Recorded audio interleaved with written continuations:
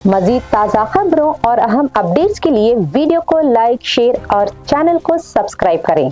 आइए अब अहम खबर पर नजर डालते हैं। दिल्ली पुलिस ने 21 अगस्त को 19 साला साहिल लोचाब को जुलाई में जंतर मंतर पर एहतजाज के दौरान मुबैना तौर पर पेलेट गन से जख्मी किए जाने के मामले में FIR दर्ज कर ली। ये FIR कांग्रेस रहनुमा राहुल गांधी के पार्लियामेंट स्ट्रीट पुलिस स्टेशन के बाहर तकरीबन 6 घंटे धरना देने के बाद दर्ज हुई। राहुल गांधी ने इल्जाम लगाया था कि पुलिस साहिल की शिकायत पर FIR दर्ज करने से इनकार कर रही थी। राहुल गांधी ने FIR के इंदिराज को इंसाफ की जानिब पहला कदम करार दिया। इन्होंने दावा किया कि साहिल के जिस्म में पेलेट्स मौजूद हैं और आंख पर चोट के बाइस इसकी बेनाई भी मुतासिर हुई है। लोकसभा में कायदे हज़्बे इख्तिलाफ के मुताबिक साहिल तकरीबन 1 माह से FIR दर्ज कराने की कोशिश कर रहा था और इस सिलसिले में मुतअद्दिद पुलिस स्टेशन से रुजू कर चुका था।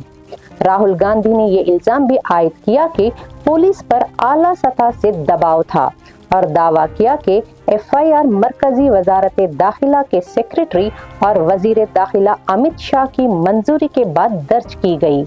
दिल्ली पुलिस ने भारतीय न्याय संहिता की दफात 118 और 25 के तहत मुकदमा दर्ज किया है।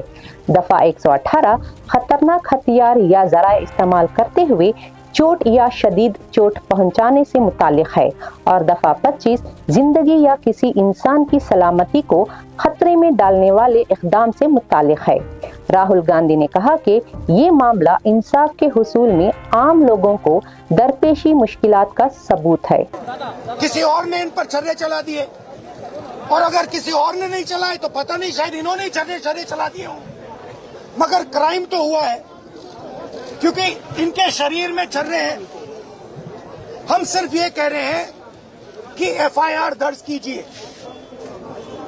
FIR दर्ज कीजिए। हिंदुस्तान का एक युवा है, उनकी मम्मी यहाँ पे ज्योति खड़ी है, उनके पिता दीपक है, साहिल है ये, और हम सिर्फ ये कह रहे हैं कि प्लीज FIR दर्ज कीजिए।